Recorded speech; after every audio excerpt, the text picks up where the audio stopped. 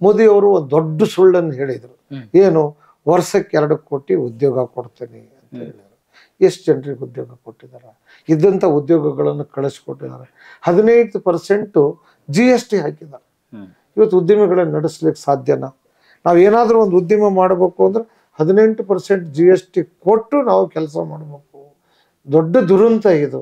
ಇವತ್ತು ನಿರುದ್ಯೋಗ ಮತ್ತು ಇವತ್ತು ಉದ್ಯಮಿಗಳು ಮುಚ್ಚಿ ಹೋಗ್ಲಿಕ್ಕೆ ಇದು ಒಂದು ಕಾರಣ. ಹೌದು, ಆದ್ರೆ ದುರ್ದೈವದಿಂದ ಇದಕ್ಕೆ ಉದ್ಯಮಿದಾರರು ಯಾರು ಕೂಡ ಬಾಯಿ ಬಿಡ್ತಾ ಇಲ್ಲ. ಯಾಕಂದ್ರೆ ಮೋದಿ ಹೆದರಿಕೆ. ಮೋದಿ ಏನಾದರೂ ಮಾಡಿದ್ರೆ ಈ ಎಲ್ಲ ಒಳಮಾರ್ಗಗಳನ್ನ ಹಚ್ಚಿ ಇವತ್ತು ನಮ್ಮ ದಿಲ್ಲಿಯ ಮುಖ್ಯಮಂತ್ರಿಯನ್ನ ಅರೆಸ್ಟ್ ಮಾಡಿದ್ದಾರೆ. ಆ ಸೊರೇನ್ ಅನ್ನೋರನ್ನ ಅರೆಸ್ಟ್ ಮಾಡಿದ್ರು. ನಮ್ಮ DK ಶಿವಕುಮಾರ್ ಅವರಿಗೂ ಕೂಡ ಬಹಳ ತೊಂದರೆ ಕೊಟ್ಟು ಅವ್ರನ್ನ ಅರೆಸ್ಟ್ ಮಾಡಿಸ್ತಕ್ಕಂಥ ಕೆಲಸ ಮಾಡಿದ್ರು. ಕಾಂಗ್ರೆಸ್ ಸರ್ಕಾರಗಳು ಎಲ್ಲೆಲ್ಲದೋ ಅಲ್ಲೆಲ್ಲ ಬೇರೆ ಬೇರೆ ರೀತಿಯಿಂದ ತೊಂದರೆ ಕೊಡ್ತಕ್ಕಂಥ ಕೆಲಸವನ್ನು ಮಾಡ್ತಾ ಇದ್ದಾರೆ. ಹಾಗಾಗಿ ಇವತ್ತು ಅಭಿವೃದ್ಧಿಯ ಪರ ಏನು ಎಷ್ಟು ಜನರಿಗೆ ಗೊತ್ತಾಗಿದೆ.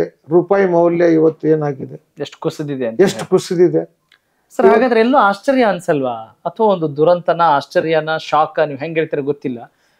ಇಷ್ಟೆಲ್ಲ ಲೋಪದೋಷಗಳನ್ನ ಪ್ರಧಾನಿಯವರಲ್ಲಿ ಕಾಣುವಾಗ 3 ಬಾರಿ ಅವರು ಪ್ರಧಾನಿ ಆಗ್ತಾರಲ್ಲ ನರೇಂದ್ರ ಮೋದಿ ಅವರು, ಅದಕ್ಕೇನ್ ಕಾರಣ ಇರ್ಬೋದು? ಒಂದು ಕಾರಣ ಏನು ಅಂದ್ರೆ, ನಾನು ಈ ದೇಶಕ್ಕೆ ಸ್ವಾತಂತ್ರ್ಯ ತರೋದಕ್ಕಿಂತ ಪೂರ್ವದಲ್ಲಿ ಜನರು ಬೇರೆ ಇದ್ರು.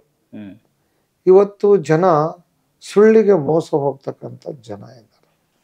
ಇವತ್ತು ಉದ್ಯೋಗ ಕೊಟ್ಟನೆ ಅಂತಾರೆ. ಇವತ್ತು ಹುಡುಗರೇ ಎಲ್ಲರೂ ಮೋದಿ ಅಂತಾರೆ. ಏನೋ ಗೊತ್ತಿಲ್ಲ ಸರ್. ಒಂದ್ಸರಿ ಚಲೋ, 2 ಸರಿ ಚಲೋ, 3ನೇ ಸರಿನೂ ಆಗ್ತಾರ.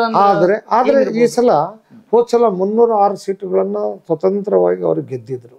42ಕ್ಕೇನೋ ಬಂದಿದ್ದಾರೆ. ಬೇರೆಯವ್ರನ್ನ ಅವಲಂಬಿಸಿಕೊಂಡು ಸರ್ಕಾರ ನಡೆಸ್ತಾ ಇದಾರೆ. ಹೀಗಾಗಿ ಇವತ್ತು BJPಯ ಮೊದ್ಲಿನ ಇದು ಇವತ್ತಿಲ್ಲ, ಅಷ್ಟು ಇಂಟ್ರೆಸ್ಟ್ ಇಲ್ಲ. ಉತ್ತರ ಪ್ರದೇಶದಲ್ಲಿ ಮತ್ತೊಂದ್ ಕಡೆ ಇದು ಆಗಿದೆ. ಇವತ್ತು ಕರ್ನಾಟಕದಲ್ಲಿ ಉದಾಹರಣೆಗೆ ಒಂದೇ 1 ಸೀಟ್ ನಾವು ಗೆದ್ದಿದ್ವಿ. ಈ ಸಲ 9 ಸೀಟನ್ನು ಗೆದ್ದಿದ್ದೇವೆ. ಮತ್ತೆ ಶೇಕಡಾವಾರು ಮತಗಳನ್ನು ನಾವು ಹೆಚ್ಚು ಪಡೆದಿದ್ದೇವೆ. ಆದ್ದರಿಂದ ಜನ ಕಾಂಗ್ರೆಸ್ಸಿನ ಪರವಾಗಿದ್ದಾರೆ, ಇಂಡಿಯಾ ಒಕ್ಕೂಟದ ಪರವಾಗಿದ್ದಾರೆ ಅನ್ನೋದಕ್ಕೆ ನಮ್ಮ ರಾಹುಲ್ ಗಾಂಧಿ ಅವರು ಇವತ್ತು ವಿರೋಧ ಪಕ್ಷದ ಅಧಿಕೃತ ನಾಯಕರಾಗಿದ್ದಾರೆ. ಮೊದಲು ನಮ್ಮಲ್ಲಿ ಯಾರು ವಿರೋಧ ಪಕ್ಷದ ನಾಯಕರಾಗ್ಲಿಕ್ಕೂ ಆಗಿರ್ಲಿಲ್ಲ. ಇವತ್ತು ಅಧಿಕೃತ ವಿರೋಧ ಪಕ್ಷ. ನಿಮ್ಮ ಪ್ರಕಾರ ಕಾಂಗ್ರೆಸ್ ಕೂಡ ಪ್ರಗತಿಯತ್ತ ದಾಪುಗಾಲ್ ಹಾಕ್ತಾ ಇದೆ, ಜನತೆ ಕೂಡ ಪ್ರಗತಿಯತ್ತ ದಾಪುಗಾಲ್ ಹಾಕ್ತಾ ಇದೆ ಅನ್ನೋ ವಿಚಾರವನ್ನು ನೀವು ಹೇಳ್ತಾ ಇದ್ದೀರಿ. ಕನೆಕ್ಟ್ ಕರ್ನಾಟಕ, ಇದು ನಿಮ್ಮ ನೆಟ್ವರ್ಕ್.